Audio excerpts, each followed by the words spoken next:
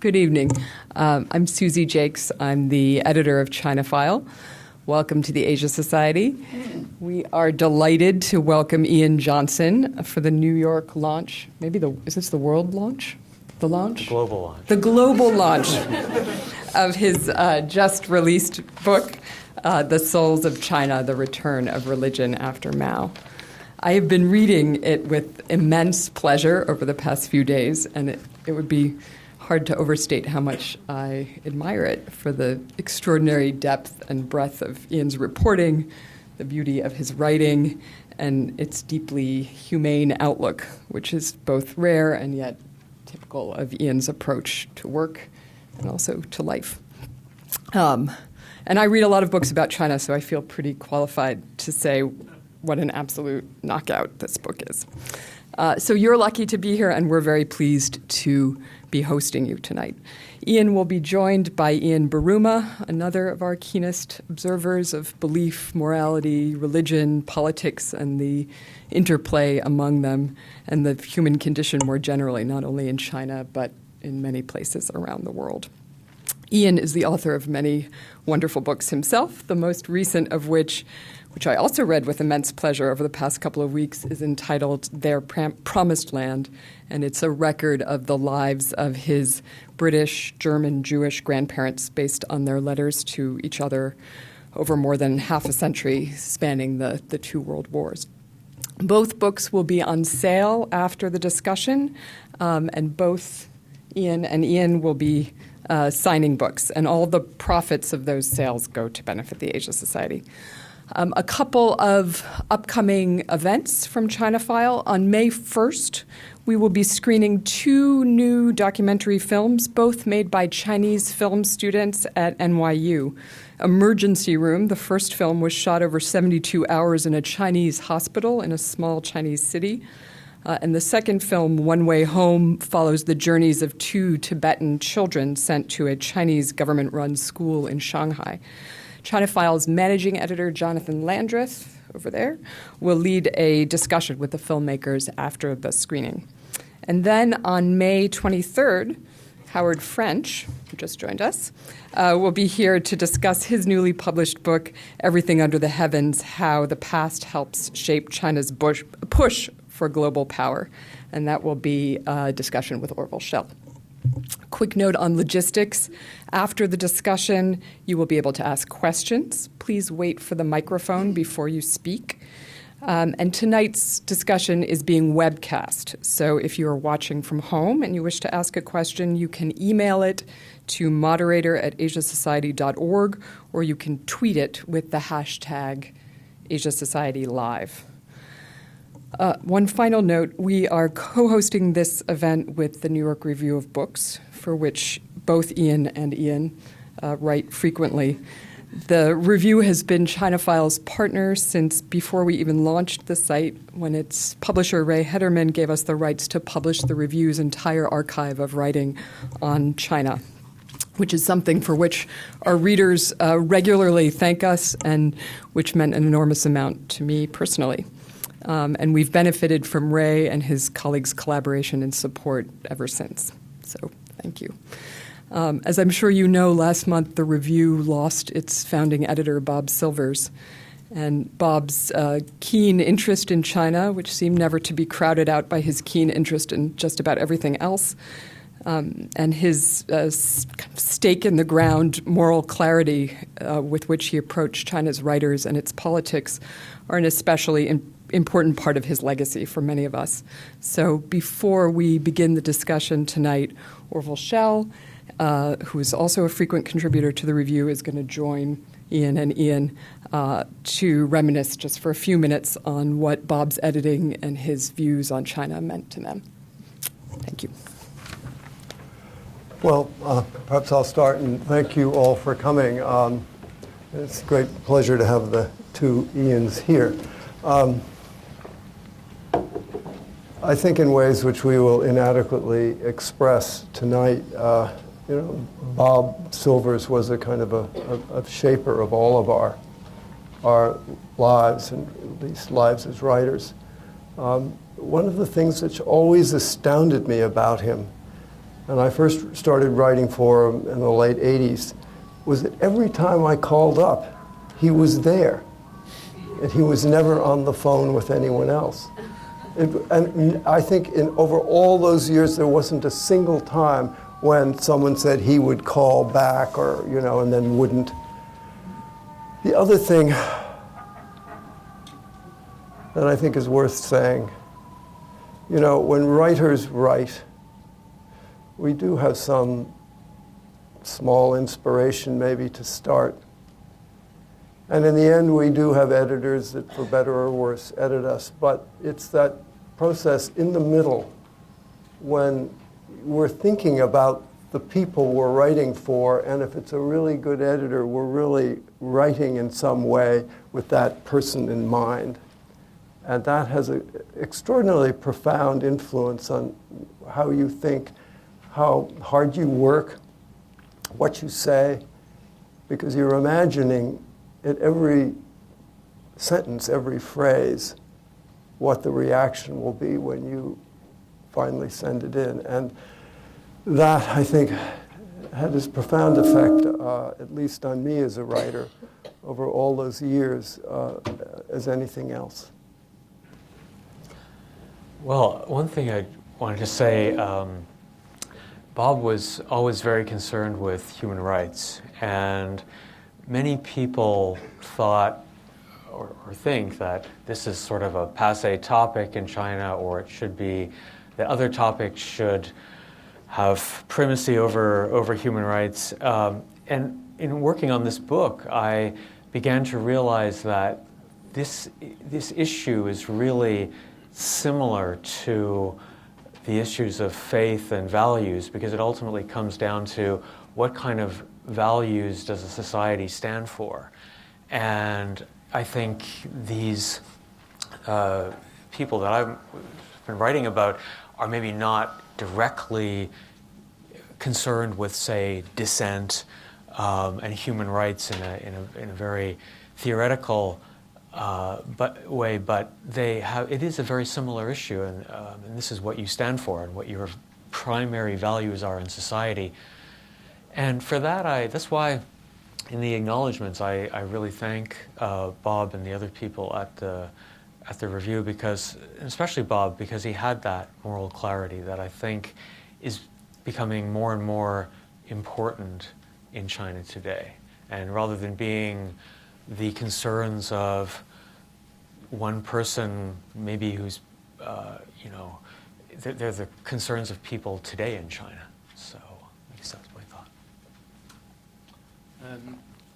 Bob, I think, was a man of the Enlightenment. He was both enlightened and a man of the Enlightenment with a capital E.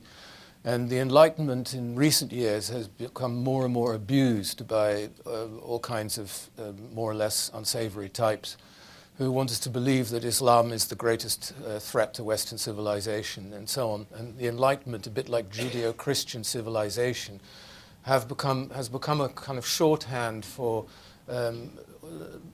form of ethnic chauvinism almost. The West, as though the West needs to be defended against those particular enemies, and which is a misunderstanding of the Enlightenment, because Bob was truly a man of the Enlightenment, and he realized, like the great thinkers of the 18th century, that to be enlightened was not just to be interested in your own civilization, but to reach out to others. And Bob very much was like that. He was interested in all parts of the world, China, but also India, the Middle East, and Africa, and so on, anywhere that was of interest, which is a very enlightened view to take. It's also how I got my first break, because I came to see him as a snotty-nosed nobody who'd just written a book about Japan. I lived in Hong Kong, and I came to see him in his office. And he said, "So what can you do for us?" And I was in a complete panic. I had no idea. And suddenly the title of... I'd read somewhere that Donald Keene had written 2 enormous volumes on the history of modern Japanese literature, so that jumped out of my mouth that perhaps I should do Donald Keene. He said nothing, and I left, and I'd seen the great man, and I thought, what a great honor to have met him, but nothing will come of it. Then suddenly, 3 months later, a telex came through in the office in Hong Kong and say, when can we expect Keene? And I've never looked back. All right, I'm going to remand the rest of the program over to the two Ians, and thanks to all of you for coming.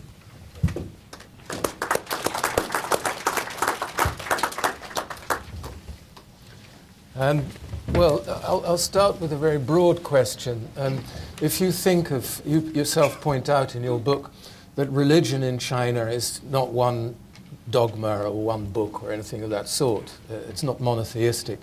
One way of looking at, and you say it's very much part of life, something people do rather than fiercely believe in. One way to think of traditional Japanese society, I suppose, is as a sort of cosmological order, with the emperor as a kind of sacred figure between heaven and earth, and having to make sure that there was harmony and all that. And that was expressed in almost everything, from Chinese painting to the architecture of Beijing, which is why Simon Leys was so dismayed by the destruction of old Beijing. When would you say was the greatest damage done to that cosmological order of China? Was it the revolution in 1911? Was it May 4th? Was it the communist revolution? Or was it perhaps the development, the sort of breakneck development after Mao's death? Well, I think the period that people often forget is the Republican era. So the period predating the communist takeover in 1949, because we tend to think of this being the destruction of religion, faith, values, and this whole cosmological system as being a product of communism. You know, the atheist communists attacking religion. And sure, that was a key point, and probably the high point of the attacks. But it really started earlier. And we have in the Republic of China phase under Chiang Kai-shek, the New Life movement, there were essentially zealots who went out to the countryside to attack temples. There were rules and regulations about which temples should be destroyed and which temples should be protected. So this was a movement that started, you could say, with the May 4th movement, but probably even earlier. At the end of the 19th century, under the 100 Days of Reform, there was, I think it was Kang Youwei, came up with ideas to convert temples into schools, because there was this idea that China, the whole Chinese system, including the religious system, was holding China back. And modernizers from then up until, well, even today, believe that. But it hit its, of course, the high point was the Cultural Revolution. And it's too easy just to look at it as the Cultural Revolution. That's sort of shorthand for what happened for a whole century. But what was the greatest damage done during the Cultural Revolution? Was it the destruction, the material destruction, or was it that they effectively got rid of and killed and tortured so many people who had the knowledge to transmit that was perhaps the greatest? I think in some ways it was the physical damage, because so much of religious life in the countryside and in the cities, it requires some kind of an infrastructure. This makes, say, Chinese religion a bit different from, say, Protestantism. And there are some Chinese scholars like Li Fan in Beijing who've done studies showing that where the atheist movement was the strongest, the parts of China where they had destroyed the most temples, that's where Protestantism came in the strongest, because you can have a Protestant church in anybody's home or in any office building. You don't really need the structure. But these temple lives, the temple life was a series of rituals, and you had to have a place to perform.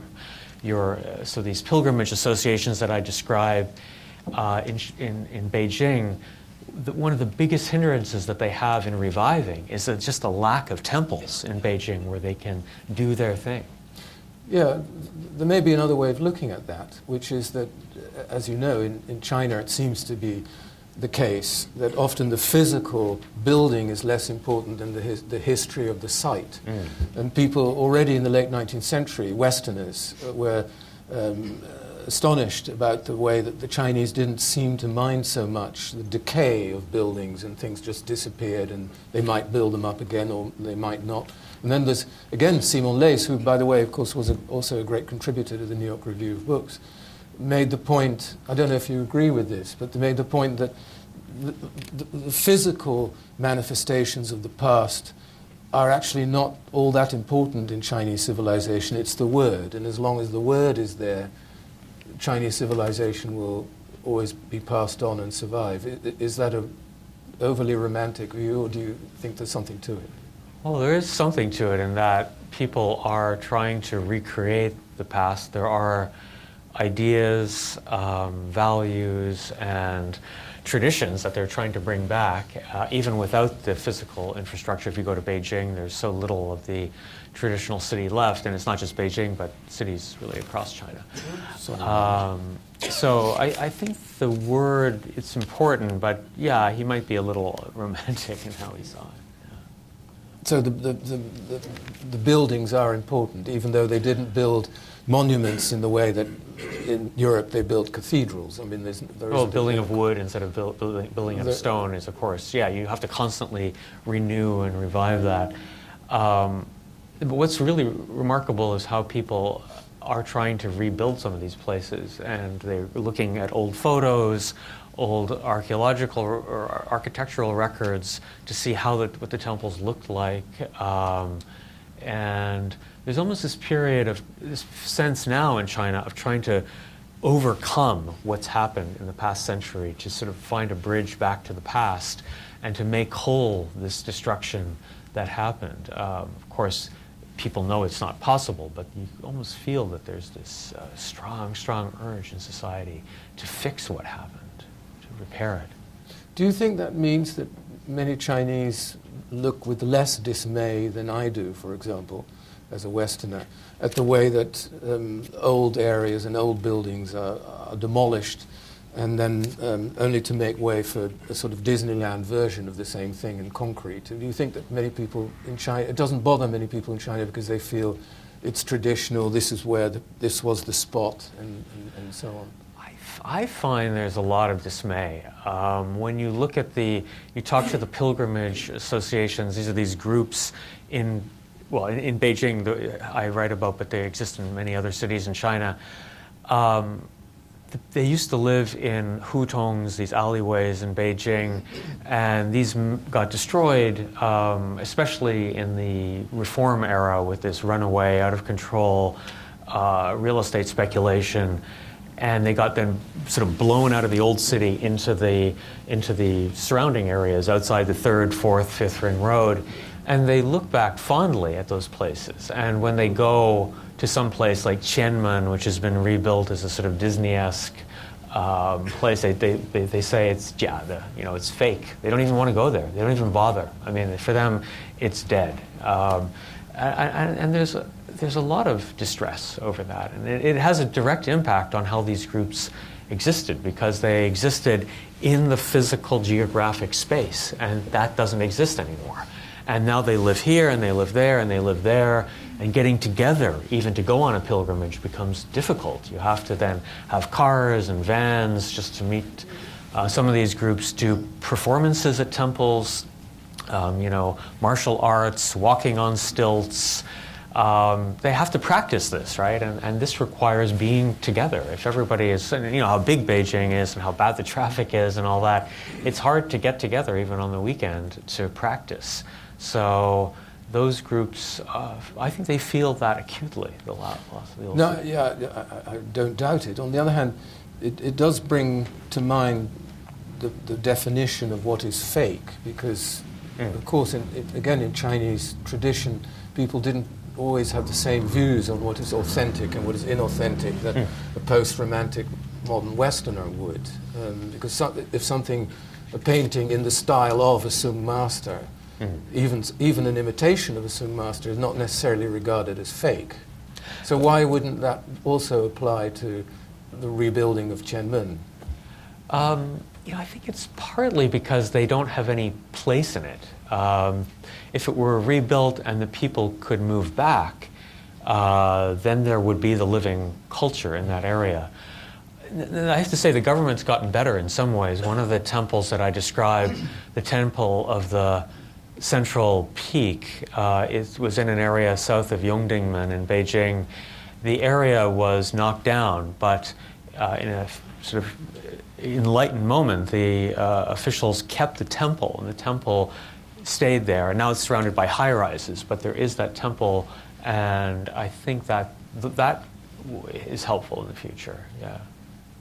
One way, perhaps, I mean, if you think of when I asked you the first question, and I didn't go back further than 1911, but the sort of the modern transformation, to use a more positive word, of Chinese culture hasn't gone on for very long. I mean, 100 years is a blip in Chinese history, so it would be surprising if it could really destroy something that's been there for thousands of years. One thing that often comes to my mind that does seem to have gone on, even under communism, is that there hasn't really been, I don't know if you agree with this, but unlike in Japan, there hasn't really ever been in China a clear separation between the religious or the spiritual realm in society and politics and so on, and the worldly political realm, in the sense that the emperor represented that in pre-revolutionary China. But in some ways, the communists, especially under Mao, but continued that, in that what is spiritual and views of morality, and indeed the word in the shape of calligraphy and so on, still the Communist Party wants to monopolize it as well as political authority in a way that may hark back to that same tradition. Yeah, of course, Mao is a great example as the sun rising in the east, etc., etc. But even under Xi Jinping, one of his first acts after taking power in 2012 was to go to the Museum of Chinese History on Tiananmen Square and proclaim the need for the rejuvenation of the Chinese nation. And this has been one of his big domestic planks to try to solve the national malaise that a lot of people feel, this lack of values in China, the sense that anything goes. This has been a key plank in his agenda. When we tend to look at it just in terms of the anti-corruption campaign, but it's much more than that, and they want to rebuild some of the traditional values, and he cloaks some of what he says in traditional imagery and traditional values. But is this also one of the reasons why the Chinese have such a hard time, at least on the mainland, in a democratic transformation of politics, in the sense that if those in authority want a monopoly not only on politics but also on spiritual and moral affairs, it becomes very difficult unless you come up with a sort of an alternative cosmological view, as it were, which may explain why so many rebellions in China were often led by messianic religious figures like the Taiping, which we didn't talk about, but perhaps did more to destroy a lot in China than the Cultural Revolution. Yeah, no, that's true. The government does not want to give up the guidance in the government's parlance of the moral and spiritual life of the country. We tend to sort of laugh and say nobody believes in communism anymore in China, and that's largely true, but the government still wants to strongly influence their religious life and has no intention of giving up that role. That's why people always think it's paradoxical. Why would the government care, or why would they want to decide who the next Dalai Lama is? But of course they see that as very much their role in the tradition of the emperors. But you write in your book that a lot of the revival of spiritual practices, whether it's Taoist or Buddhist or anything else, is also because after all the destruction, there's not only a spiritual vacuum, but there is a sort of sense among many Chinese that they're a culture that's adrift. They don't know what it is to be Chinese anymore, or what the expression of being Chinese ought to be. And the problem, it seems to me, is that the government wishes to monopolize Chineseness in that sense, which is spiritual, moral, and political, as much as anything else. And as long as they monopolize that, then any rebel is going to be branded as un-Chinese, anti-Chinese, etc. Yeah. No, I think that's right. I think a lot of people do wonder, they feel they've given up so much in this quest for modernity. one of the people I write about is Nan Huaijin, who's recently deceased, but sort of a Zen Buddhist master, or he's also considered to be a Confucian Grand Master. And one of the things he always talks about is the power of the gown and how he got respect because he wore a Chinese gown when he was traveling abroad. And this showed that he had self-respect for his own tradition and culture. And this is why so many of these pilgrimage associations wear clothes like this, which was given to me by one of the pilgrimage groups, because they feel we want to try to wear something that shows us to be Chinese. And there is kind of a movement, especially in southern China, for Chinese clothing, hand-drawn, right? And that's something you see. So in some ways that could be seen as superficial, but it's an effort to sort of create some sort of distinct identity again. Yeah, my respect for you has always been great, but it's almost boundless now in this outfit.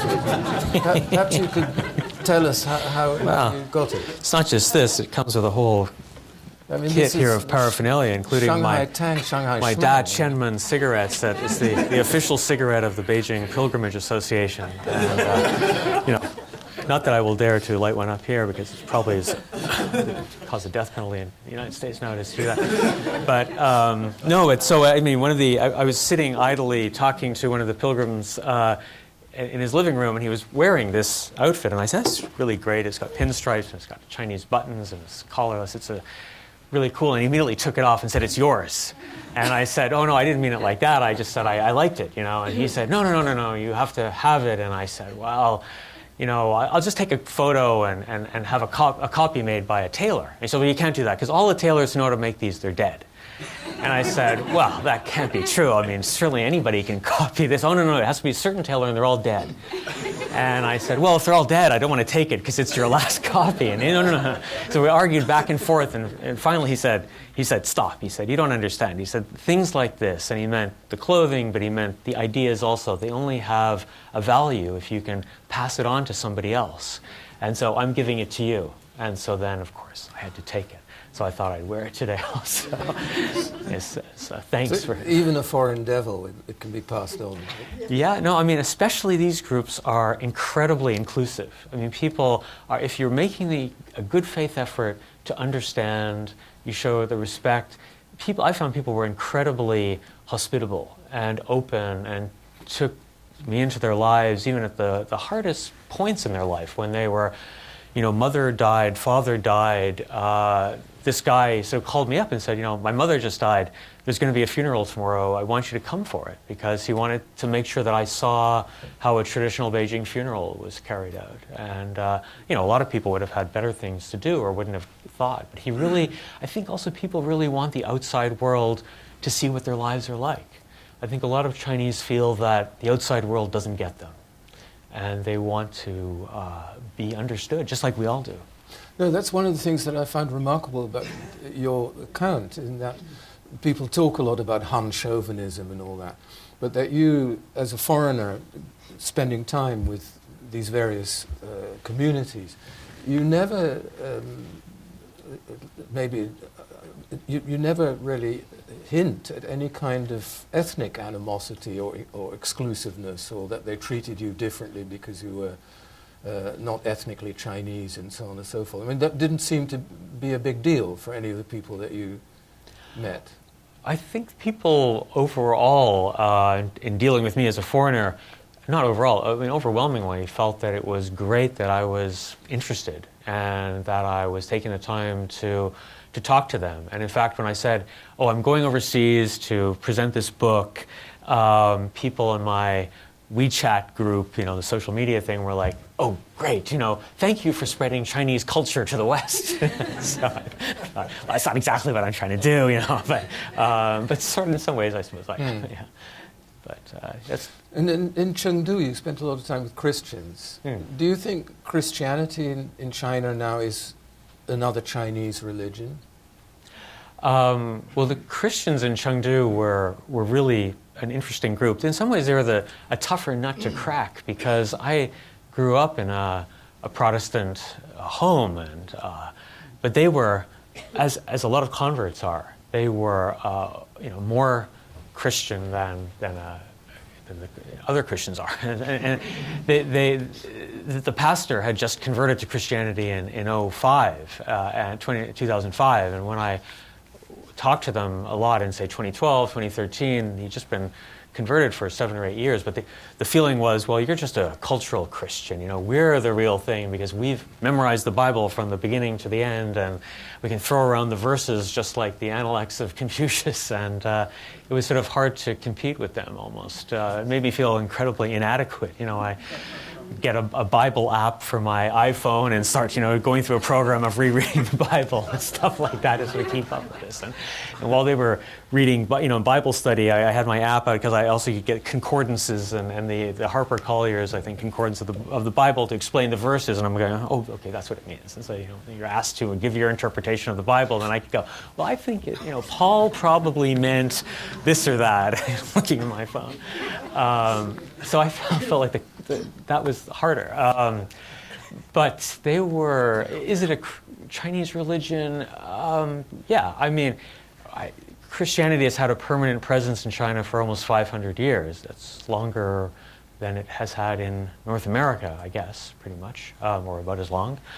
So it is still viewed by many Chinese, and especially the government, as a foreign religion and viewed with suspicion, along with Islam, paradoxically, which has been in China for, 1,300 years. But of course, compared to Lao Tzu and so on, that's not that long, I suppose. But I think the problem that many people have, especially in the government, are the foreign ties that Christianity has. That's the problem. But in terms of fitting into Chinese society, I think Christianity speaks to especially a certain class of people. And maybe that would be in the big cities, that would be a white-collar, better-educated, almost upwardly mobile group of people in Chinese. But the question is, you have those the people you're just describing, the elite Christians, and then you have the sort of hidden Christians in villages in Sichuan where it's suddenly revived, often in villages where if you go far enough back, turns out that there was a missionary there in the 20s or something. And their form of Christianity is often a form of folk religion, really. But do you think that many Chinese Christians become Christians for reasons that are not necessarily the same as converts in the West, or treat their religion in a somewhat different way because they're Chinese, in the way that Mexican Catholics are not quite the same thing as Catholics in Northern Europe, for example? Well, I think that's certainly true. Some of the motivations for people to convert, because there's all kinds of motivations, and most people would say, well, it's because I found the truth, right? And Jesus is the truth, and that's why I converted. So, I mean, that's what most people tell you. But when you ask other questions, there's a sense of community. Many converts in the big cities have moved there to study, perhaps, and found work. And these are alienating cities where there's a sense that you can't trust people. But in the church, I have a ready-made community of people I can trust. Christians have sort of a good reputation in China for being honest and following the Ten Commandments and things like that. So they're viewed as more trustworthy. And so for many people, that's a key point. This lack of social trust in society, you can compensate for that by being in a Bible study group or in a church. And that's probably an important... But I think you make the point somewhere that quite a lot of dissidents, that a disproportionate number of dissidents in China are Christian converts. And I remember the one, I can't remember his name now, but the guy who, one of the makers of the television series, the Yellow River, who now lives in Los Angeles, as far as I know. Yuan Zhiming. Yuan Zhiming. Yeah. And he told me once that, in his view, China could only be truly free and democratic and so on once the majority of Chinese had become Christians. Which is, of course, if that's true, then we'll never see a democracy in China.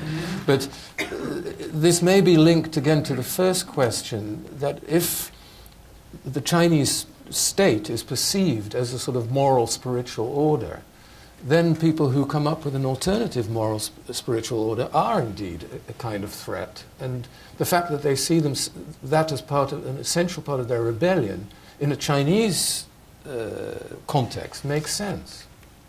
Yeah, I think this is, in this church I described, but in other churches I visited, there's the sense that they have created a parallel universe, that they have not only the church that they go to, but they have set up schools, seminaries, and I'm referring here to unregistered churches, not churches that are part of the official state system, but churches that are sometimes called underground churches or house churches, terms that I don't think are that accurate because they're often too big to be called house churches, and they're not really underground because they operate quite openly. This church in Chengdu bought half of a floor of an office building, and they have a whole daycare center and a whole range of services that they provide, and you can sort of go through life mainly interacting with people from that community. School is still a bit of a problem because you're supposed to send your child to a public school, but as we've seen across China, not just in Christian or faith-based communities, but there is a movement to set up private schools. So, yeah, I think this is a challenge to the official view. Well, the founder of the Taiping took almost a sort of ancestral view of Christianity, didn't he? Because didn't he claim that he was Christ's younger brother or something of that sort? Yeah, very modest to be the younger brother, not the Guga, at least, just the Didi. Yeah. But yeah, no, I think that's true. Yes. Well, I mean, I'll give you another example. In this case, the Japanese example is, which there are parallels with Chinese history, I think, which is that during the Opium Wars in the middle of the 19th century, like all other Asians, the Japanese had to figure out what they were going to do about overwhelming Western power and how to avoid being dominated by it. Mm. And so they made a study of what, in their view, made European countries so powerful. And they came to the conclusion that it was because of Christianity. And Christianity was clearly the state faith, and that's what made people obedient to their rulers and created a moral order. And that's why, and China was decadent and all the rest of it, decrepit and so on, weak. And so, sorry, not China, Japan. And therefore, what the Japanese needed was their own state religion, their own form of Christianity, in other words. Hence Shinto. Hence Shinto, because Buddhism wouldn't do, because that was foreign. And so they took this sort of set of, basically, a sort of nature cult and made that into the state faith. But it's not just a Shintoist way of thinking, it's a very Confucian way of thinking, because it means that for a state to be powerful, it needs to have a spiritual center order. Of gravity. Or yeah. Something. Yeah. And I think, I don't know what you think, but it may be that Yuan Zhiming and other Christian dissidents take a similar view of Christianity. Yes. Many people who converted were influenced by the Tiananmen massacre, and they felt many of these people were political. They thought China's salvation lay in democracy, lay in a political upheaval or change of power. And then they felt after Tiananmen that this had failed because China had not had a spiritual revolution. We had to have a spiritual revolution before we can have a political revolution. So many of them converted, and this includes, yes, Yuan Zhiming is a great example. He had been a documentary filmmaker in China, had made that famous, or been one of the people who helped make that famous TV series River Elegy, which challenged traditional Chinese culture. And then when he went abroad, he converted. But many other people were affected as well. And another thing then, for a newer generation, was the earthquake in Sichuan in 2008. That there was this feeling that the state had failed, that the state had not responded properly, and that faith-based groups had raced to the scene before the government, and that they had reacted better, and that faith-based communities were therefore more effective. And this was a big spur for many Christian groups in China, but not just Christian groups, but other faith-based groups as well. So, yeah, I think that's... But the people who went out to help in Sichuan, of course, were not political, they were not revolutionaries. But do you think that given Chinese history, that the government is right to be anxious about religious movements that are not under their control, because a future rebellion may very well come from a messianic movement? I mean, I don't think we're at in a state similar to, say, Poland in the communist era with a strong Catholic Church that's going to harbor some sort of civil society and counter anti-government movement. But I do think that all of the faiths in China, and the Christians usually say we're the only group that has this idea of God-given rights, and therefore that's why democracy can only work under Christianity. This is how most people explain it. They say, God gives you the rights, not the government. And that was the case in the West, but I think all faiths, including all of the faiths in China, have this idea of justice and righteousness that comes from heaven. So this idea of tian, of heaven, this is something that is very strong in traditional Chinese faith. And therefore, I don't think that it's just a Christian thing, but it creates a sense of values that's beyond any one government program or series of slogans, etc. I don't think it's going to cause a revolution next year or in 5 years, but I think it helps create ideas and expectations that do, in the long run, challenge the government monopoly on ideas and values. You can see that traditionally in China. You're mentioning Confucianism. The key point, say, of Confucianism in the traditional system is it was not the emperor's words. The emperor was the political authority. Yes, he was this quasi-spiritual person, but the idea was separate. And so you had upright ministers throughout Chinese history who stood up to the emperor because they felt Confucianism was higher than what the emperor was saying. So very famous, the dissident in China, Qu Yuan, who committed suicide because he felt that his ruler wasn't following Confucianism. So these are strong ideas, and that's why even Confucianism, which people often see as a pillar of the authority and it leads to just hierarchies and blind obedience, it also has this idea of responsibility and that you have to start with cultivating yourself, but that it radiates outward into society. Otherwise, it doesn't have a meaning if it just stays inside you. Well, more than that. I mean, the idea of Confucianism as a sort of bolstering hierarchy and authority is Lee Kuan Yew propaganda, because they always leave out Mencius and the right to rebel. Right. And that if the emperor is not righteous, then you have the right to rebel. Right. You don't hear that in Singapore so often.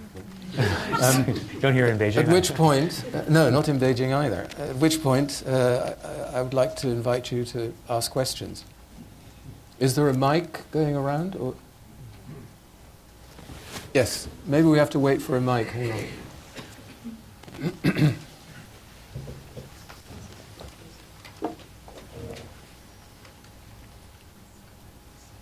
But when you were talking about Shintoism, and there was a parallel effort in the early 20th century under, I think it was Kang Youwei's idea, to make Confucianism the state religion of China. Yeah. But I think that was too tied up in the old system, so that it just didn't. But Kang Youwei is an interesting case because he clearly had all kinds of cosmological ideas on how to replace the old order with a new order, which was just as spiritual, sort of political stroke spiritual. Yeah. Exactly.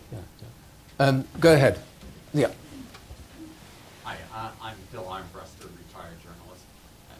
My question is, roughly how many Christians are there in China today, and particularly Catholics, and if you could maybe give a breakdown between the underground Catholics and the patriotic Catholics? Numbers. It's always a problem in China, whether you're looking at the economy or especially in religion, because there are no recent surveys. There are some big surveys of religion in China, especially Christianity. The numbers are all over the place, but I tend to think that there are maybe 50 to 60 million Christians in China, and of them, you could say roughly 10 million are Catholics. I think the official number is 6 million, And then other people say there are as many underground Catholics, so some people say 12 million. I think 12 million is maybe the upper end estimate. Catholicism is probably, although in the West we're very interested in Catholicism in China, it's got a very colorful history, Matteo Ricci and the Jesuits who went there and advised the emperors, but it is probably the smallest of the 5 official religions in China. And it's been hampered by the sort of decapitation of the Catholic religious organizations after 1949. Catholicism had not indigenized very well. The heads of all the Catholic hospitals and schools, the orders were all foreigners. And so when the foreigners were expelled in 1949, all the leadership of the Catholic groups left. And basically, Catholicism has only tracked population growth. So there were about 3 million Catholics in 1949. So now, you could say 10 million or so. The population has roughly tripled since then, maybe a little bit more. So Catholicism has been hampered, and hence the Vatican's interest in doing some kind of a deal. I think almost there's a feeling that they've missed the boat. Right? Protestantism went up from sort of 1 million adherents in 1949 to whatever, 50, 60 million today, and Catholicism has not kept pace. So that's and then the other, to give a broader overview, although we are often very interested in Christianity, Islam has maybe 20 to 25 million followers if you accept the fact that all the ethnic groups that are designated as Muslim are all believing and Muslims, then you would come to the number of about 20 odd million Muslims. And then for Buddhism and Taoism and other forms of traditional religion, there I think you go into the hundreds of millions of people who would follow that. But it's very difficult because the terminology is so fraught and it's very hard to get a handle on the exact numbers. Then you have 3 Jews in Kaifeng. Very entrepreneurial people. Yes. Hi, Sarah Cook from Freedom House. So I recently did some research for Freedom House about religious revival, repression, resistance in China. And one of the most fascinating aspects was the degree to which you have people in the party state apparatus, including those who are supposed to be repressing certain groups like police, who end up being sympathetic, or people in state media who end up converting. You see this especially with some of the kind of, you could call them unofficial churches, where there's outreach to police and police might warn a local group of a raid coming. You see it with Falun Gong practitioners making calls to police, and some police may become sympathetic and release somebody. A People's Daily reporter who converted. And so I just wanted to ask, I guess in your research, how much did you find people who were actually either party cadres or working for the state who participated either in, I guess, the traditional Chinese religions or other religions, and I guess were either practicing it secretly, or officials who were sympathetic to it, and that allowed kind of an element of space for revival and growth. So I was just kind of curious in terms of your own travels and people you spoke to, how much you found that phenomena to be occurring. Well, the government is always issuing regular sort of orders to party cadres not to practice religion, which, being a cynic, I tend to think that must mean that people are practicing religion. Otherwise, they wouldn't have to keep issuing these orders and reminders. Don't forget, you're atheists. You're not supposed to follow this. I think this is especially true nowadays because the government has very cleverly avoided, they've managed to create this new class of quasi-religious belief, which is just subsumed under the rubric of traditional Chinese culture, especially intangible cultural heritage. They've adopted this UNESCO term, and of course sometimes intangible cultural heritage is just cuisine or dance, something like that, but often it's ritual and performance in a religious setting. And officials patronize this, they go to it, They support it for sure. Maybe just being good officials, I think this helps bring stability to the community. It helps create some values. It's a good thing for social stability. But I think many of them seem to me, in what I've seen, to almost be following it and to light incense. And I think this is probably more at the local level. I think somebody like Xi Jinping, there's always rumors that his wife is a Buddhist, or because his father wrote the obituary for the Panchen Lama, the old Panchen Lama, therefore he's a closet Buddhist and all that. I think it's kind of wishful thinking of people, but it's always sort of interesting to see that. I think people always want to believe that their leaders are sort of moral and share their ideas and so on. But at the local level, I believe it can happen. Yeah. Could there be a Christian Secretary General of the Communist Party? I think that's very unlikely. But people, again, speculated that Wen Jiabao was sympathetic to Christianity. There's a very interesting academic paper done on his use of the word love, I, and that he used it he used it in the sense of love of your neighbor, and that we should love and care for each other. And in that sense, it's more of a Christian usage. But I think he's probably influenced by cultural Christianity and these ideas. I really doubt that Wen Jiabao was a closet Christian. But people talk about this again, I think, more. Yes. George Schell, an architect. Setting aside former religion, governments aren't usually very good at transmitting cultural values. For the average office worker or factory worker, what does being Chinese today consist of, other than language and cuisine? Well, that's a very challenging question. Well, we both look very Chinese, so it's a physical thing. I'm trying with the jacket here. Well, I don't know. I mean, people will identify or have different answers, but what you often hear people say constantly over and over again is a sense of family being so important, of social relationships being important. But these are also, of course, universal ideas. They're not just essentially Chinese. But you do see a lot of people who are seeking out not just organized religions, but some kind of practice, it may be just finding a calligraphy master, learning calligraphy proper, learning the zither, something that they identify as being very Chinese. And then in the course of that, the person writing the calligraphy may end up writing a lot of Buddhist sutras. And the calligraphy master may have a statue of Guanyin in their little studio and light a stick of incense. But I wouldn't say that the person doing that is necessarily worshiping Guanyin, but there's a feeling that this is something I do that gives my life more meaning, and that it is something Chinese. So I think a lot of this is more amorphous than, say, just going and saying, I'm going to become a Christian or I'm going to become a Buddhist. And unlike you, we have a civilization that's 5,000 years old. Yeah, that's the core point, yeah. Yes. Oh, yeah, down, back there. Oh, sorry about that. Okay. Vivian Wu, former journalist in China.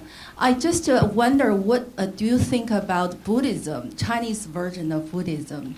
Because compared with other versions of religions, other versions of Chinese religion, sometimes you will find, Buddhism actually is more harmonious politically. And there's also interesting phenomenon is like many celebrities, movie stars or some, celebrities, they like to be a Buddhist.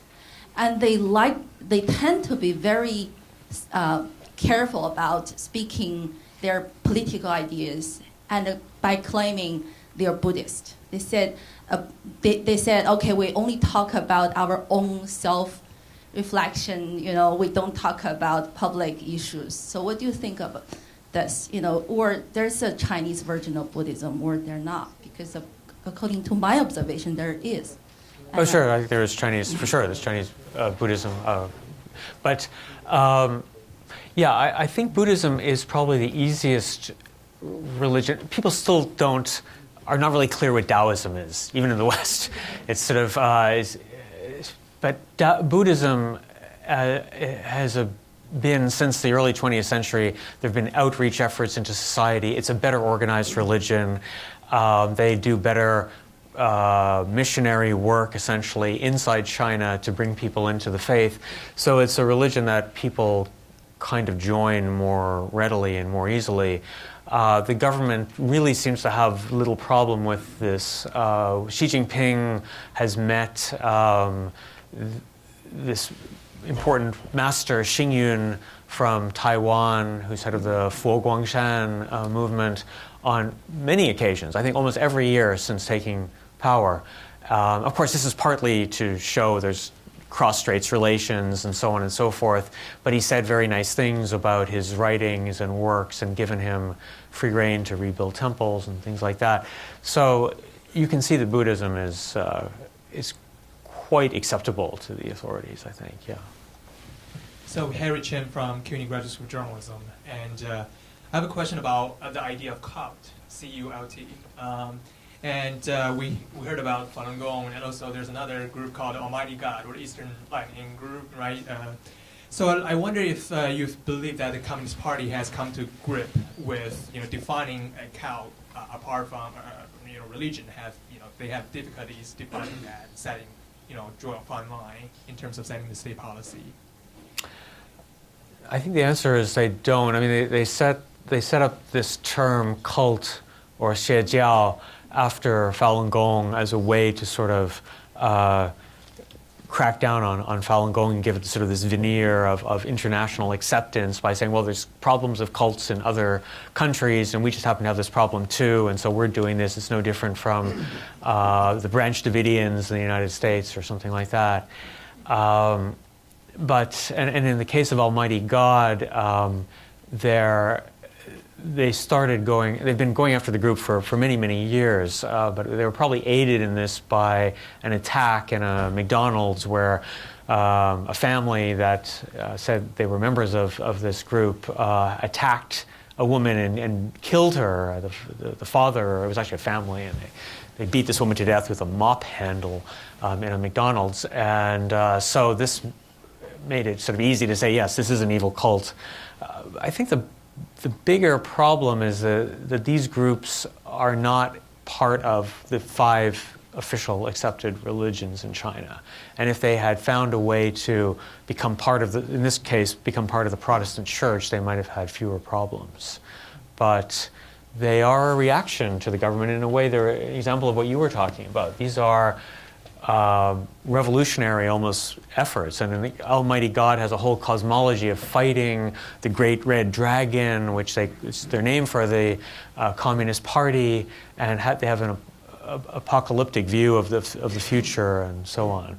So I think the government is a bit worried about this, but I think mostly it's not that these are doomsday cults that are going to result in a lot of deaths. It's more just that they worry that they're not under government oversight. Yes.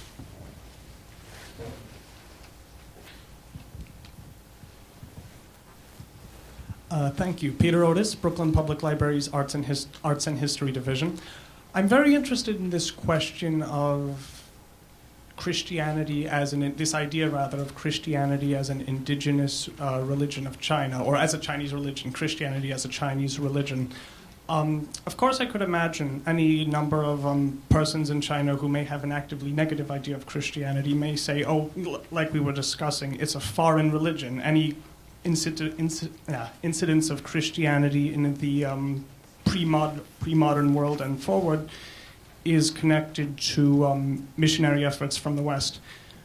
Is there much use of history, whether scholarly or anachronistically, among Chinese Christians today to say Christianity existed in China, say in the Middle Ages, whether among the Mongols and Uyghurs and other steppe peoples, or the forays of the Nestorian Church into China in the 7th century? Is there much consciousness of that, and are Christians using it to assert their identity as having a place in China's ancient history? The answer is yes. This person we mentioned before, Yuan Zhiming, who had made documentary films in China and then converted to Christianity, he made a very, very popular in Chinese Christian communities documentary about the history of Christianity in China. And he starts with the Nestorians in the Tang Dynasty. And there is, of course, a very famous stele outside of Xi'an that talks about the history of Nestorianism in China, circa 800 AD. And there's a lot made of this. There's actually a replica of this that was erected outside of Beijing at the ruins of a Nestorian church to sort of show, look, this has been around here for a long time. But even more recently, this group that I follow in Chengdu, the pastor at his Christmas sermon, one of the Christmas sermons that I went to, he made a big point. He said the topic of the sermon was Jesus in Chengdu. And he said, you may think that there's no history of Christianity in Chengdu, but actually, you look at our most famous schools, our most famous hospitals, they were all founded by missionaries. And he also rattled off the name of a couple of streets in Chengdu that had Christian background or history to them. And so he said there is a history of Christianity in the city. It's just that we don't know about it. It's been erased from our school textbooks and so on. So yeah, they do try to do that. Yeah. There's a microphone on the way. I'm Colleen Murphy, and I'm a member here. The Southern Baptist Convention is the largest Protestant denomination in the U.S. Tithing is 10% tithing is part of the deal, and a lot of that tithing goes to missionary work.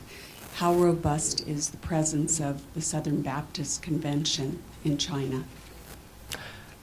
Missionary work is illegal in China, flat out. It happens. So, primarily, though, I would say by Chinese American Christians who go in on a tourist visa and maybe hold workshops, maybe at a hotel retreat over a long weekend and help spread information. I don't think the missionaries, though, are decisive in China. I think it's more supporting with some information, and a lot of it goes over the internet now. Books are translated, say, books on Christianity are translated into Chinese, maybe for people in Hong Kong, and then they're scanned in as PDFs and made available to download so that churches in China can use these books for their seminaries that they set up. But overwhelmingly, I think this is a self-starting group. I think the government often wants to say this is foreign missionaries that are causing this, but I think the role of missionaries and foreigners is secondary or tertiary to the project. Yeah. Oh, sorry, didn't spot. Hi. You're next. Is this Yeah, one? go ahead. Okay, Peg Christoph from Stony Brook University. In what way does traditional Chinese medicine embody religion in China? And if it does, which religions? Well, it's one of the efforts by Taoism to make itself more relevant and understandable in today's society. They always claim that traditional Chinese medicine originated in Taoism and Taoist ideas of harmony and yin and yang and the 5 elements and things like that. A lot of scholars of Chinese religion sort of doubt that it's quite that simple. But you can see at the White Cloud Temple in Beijing, which is the headquarters of the National Taoist Association of China, they set up a clinic where they offer Taoist medicine, which say is a kind of Chinese medicine. So that is something that Taoism is trying to use to make itself more relevant in society. Yeah. Yes. I'm Zach. I write for St. Martin's. I have a question about the way that Buddhism is evolving in modern China. I lived in Chengdu for some time, and I was once asked to be a translator for a Buddhist consultant at a cosmetic surgery hospital, and and you'll often see people with Range Rovers with Buddhist paraphernalia. and Chengdu being sort of the outpost to and from Tibet, there seems to be an interesting adaptation of, or integration of Buddhism into modern Chinese culture, more so than I've seen with Christian communities. I was wondering if you've, I guess that's a leading question, but if you found that to be true, or in what ways modern religion is being integrated into a changing, perhaps more commercialized China. Yeah, I think that maybe one thing you're referring to is Tibetan Buddhism being taken over, not being taken over, but being adopted by some Han Chinese. It's sort of a popular thing that doesn't really have very much to do with Tibet or sympathy for Tibet or Tibetan people per se, but it's more this idea that Tibet is this pure, unspoiled part of China, and therefore Tibetan Buddhism is a sort of pure, unspoiled version of Buddhism. And it's got this sort of romanticized, exoticized view, sort of maybe the way that, if you want to be really cynical, you can say the way that in North America, first, Native American Indians were exterminated, almost driven off their land, and their culture then sort of expropriated in the 20th century as some sort of a chic thing for people to say that I'm, influenced by the spirit of running wolf or something like that. And so, by the same token, people in China, Han Chinese, after having, pushed the Tibetans off a lot of their land and taken it over and run it as a quasi-colony, that they then say, oh, the religion is, though, really cool and really pure, and I want to make that my own also. So sort of taking it over. So, I mean, I tend to view it a little bit more, maybe too cynically like that, but, yeah. Yes, all the way in the back.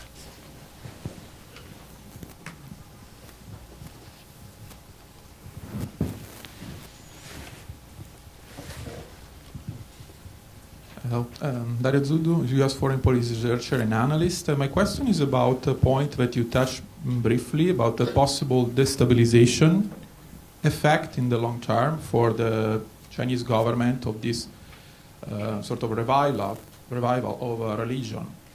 I would like to establish a more specific connection in this case to a previous works of Mr. Johnson, A Moscow in Munich, which I had the pleasure to read and I strongly recommend anybody, where you explore at length how Islam, particularly radical Islam, has been exploited for several subversion purposes, particularly against Russia and the Soviet Union during the Cold War. And you show that actually this effort even went back to the Nazi period. Do you believe, or considering your background, your context, or your experience, that foreign powers, and I'm not going to mention any power in particular, maybe you could imagine, could exploit this strong rise of revival of religion in China for destabilization purposes? Or do you have any information that this might be already happening and considering? Because we have, in part, a precedent, because we know that there was a very strong relationship in the past between the CIA and Tibet. The Dalai Lama in the past were a very well-documented case. Do you have any information at all, or do you feel that this might be a possible outcome in the near, medium term? Thank you. I don't see that happening in the near or medium term. I don't think most Western countries are all that aware of aware of the religious revival in China. If they do, they tend to see it as a story, purely of oppression, and so the concerns in Washington are more about oppression of religion, which is a legitimate concern. But I don't see there's really much foreign influence in these groups. Obviously there are overseas ties, and the government in Beijing makes a lot about the influence of global terrorism groups on Islam. But this is often very tenuous and not very well documented at all. So I think it's still, across the board and in all the face, it's still a story of indigenous growth and change, and I don't see foreign influence yet, at least. Yes. Oh, sorry. First, the lady here in the front. Hello. I'm Delane Brown, and I'm a member. The Christians that are there, if there are no missionaries, is this all these people? There was this kind of underground during the Mao period, and now it's kind of self-seeding in the rice field. Is that what's happening? Well, there was an official church before the Mao period, and then after the Mao period, it came back. It was underground, and now it's just, is that what it was? Well, no, there was so all religious life pretty much closed down in the Mao period, and then the official churches were allowed to reopen in in the late 1970s. So you had the official Protestant church, the official Catholic church, they reopened, and their membership swelled, and even today, if you go to the official government churches, their membership is strong. And at the same time, you have underground churches that often have that are often descendants of Chinese pastors and evangelical movements that started in the 1920s and 30s. People like Wang Mingdao, Watchman Nee, and other people like that who were persecuted in the Mao era, but their followers continued that. And then in the 1970s and 80s, they really took off. So it's a two-pronged effect, I think. It's the official and the unofficial. So with the official ones, the people who were the official ones were underground during this period, really. And now they can... Right, yes. exactly. No, so They can now come out of the closet. They could come out of the closet after the Mao era, Okay. yes. We have time for one more question, and you had your hand up back there.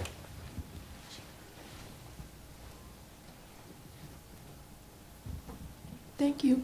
I just wonder that if the title here, "The Return of Religion," can be understood as the rise of the awareness of religious ethics in China, because I think in China most of Chinese, they understand religions in a they mix all the religions up as they just want to be, maybe they wish their kids have a good grades for Gaokao, and they may go to temples in the morning and may go to the church in the afternoon. So they have a kind of very mixed idea about religions. But if we can take that kind of return of religion as the rise of awareness of those religious ethics, like we have very explicit difference between those religions. Thanks. Yeah. I think it's a very modern idea, and especially an idea of especially the Abrahamic religions, that religions have to be definite, and that there can be no bleeding over between groups. And also, I think all religions actually are asking for something. So it's not unique to China that people go to a temple and pray for good health. In church, that's what people also ask for, and the pastor will often have prayers for the people in a church and then ask specifically people who are ill in the congregation for their good health. So that's not a specific or uniquely Chinese idea, I think. I think in the sense of the title, I think the return of religion, I view religion in this sense broadly, and not just specific organized religions that people have joined in a formal way, like people might join a church and go every Sunday. But it's the revival of the ideas and the hopes and, the ethics, as you put it, that underpin a better society and that are spiritually based. And I think that's what's really come back in the past decades. Well, thank you very much for coming. Thank you, Ian. Thank you.